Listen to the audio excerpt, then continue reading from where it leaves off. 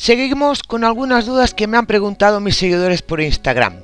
Pros y contras de montar a pelo. Parece ser que aún no lo tiene claro. Es un vídeo fácil de explicar, pero he querido probar lo que dice la inteligencia artificial de esta pregunta, para saber si realmente es tan buena como dicen en todos los ámbitos. Así que voy a ir poniendo lo que ha dicho la inteligencia y opinaré de cada respuesta a ver si es cierta o no. Así que empecemos. Yo le he preguntado pros y contras para el caballo si se monta a pelo, y la inteligencia artificial me ha dicho lo siguiente. Montar a pelo también puede tener efectos positivos y negativos en el caballo. Aquí te presento algunos de ellos. Pros, o sea, ventajas.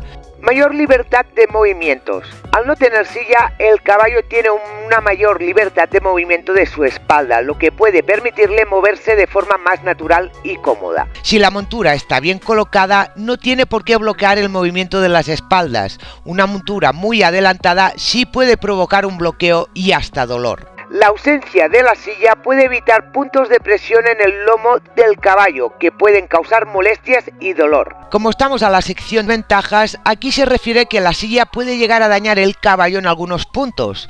Eso sí es verdad, sobre todo los caballos que tienen mucha cruz. Mayor comunicación con el jinete. El contacto directo con el jinete puede permitir una mejor comunicación entre ambos, ya que el caballo puede sentir las sutiles señales que el jinete envía a través de su cuerpo. Cierto que el contacto es más directo cuando montas a pelo, pero todos sabemos que el caballo es muy sensible y también puede acostumbrarse a sentir las señales, como dice, a través de la montura. El asiento es una de estas señales, por eso se considera que es una ayuda como manos, piernas y peso. Mayor estabilidad. En algunos casos, montar a pelo puede proporcionar una mayor estabilidad al jinete, lo que puede resultar una monta más equilibrada y segura para el caballo. Esta respuesta que me da la inteligencia artificial me la he leído varias veces porque realmente no la termino de entender. Si es cierto que montar a pelo ayuda al jinete a tener más equilibrio, pero una vez tienes el equilibrio y la estabilidad a pelo, también la tienes con montura, así que encuentro una tontería esta respuesta. Contras, o sea, desventajas. Mayor riesgo de lesiones. La ausencia de la silla puede aumentar el riesgo de lesiones en el lomo del caballo, especialmente si el jinete no tiene una buena postura o equilibrio. Esta es la respuesta que creo que es más importante, pero no la termina de perfeccionar bien sus palabras. Se nota que no sabe mucho, ya que al final dice especialmente si el jinete no tiene una buena postura o equilibrio. Cierto, pero aunque la tuviera, aún así seguiría dañando el lomo del caballo. Y al final del vídeo os explicaré por qué. Al no haber una barrera entre jinete y caballo, la fricción puede provocar lesiones en la piel del animal. Esta respuesta es un poco contradictoria, ya que en las ventajas ha dicho que la silla puede causar puntos de presión y dolor, y en las desventajas, que es donde estamos ahora, dice que la fricción del jinete puede provocar lesiones en la piel del animal, algo que no es del todo cierto. Cuando hay lesiones en la piel del caballo por roce, es por algo duro, no por nuestro cuerpo, que es blando, así que veo imposible provocar rozaduras al caballo con nuestro cuerpo. Mayor peso en la espalda. El peso del jinete puede ejercer más presión en la espalda del caballo sin la protección de la silla, lo que puede ser especialmente problemático para los caballos con lomos débiles o doloridos. Esta respuesta es prácticamente la misma que la primera que me ha dado, pero explica el por qué. Pero solo dice que ejerce más presión en la espalda. No se ha explicado bien. Y no solo para los lomos débiles o doloridos. Ya lo explicaré bien después todo esto. No es adecuado para todas las disciplinas. Montar a pelo no es adecuado para todas las disciplinas ecuestres, especialmente aquellas que implican saltos o movimientos rápidos, donde la silla y los estribos son necesarios para proporcionar estabilidad y seguridad al jinete y al caballo. ¿No os da la impresión que la inteligencia artificial está dando respuestas de relleno?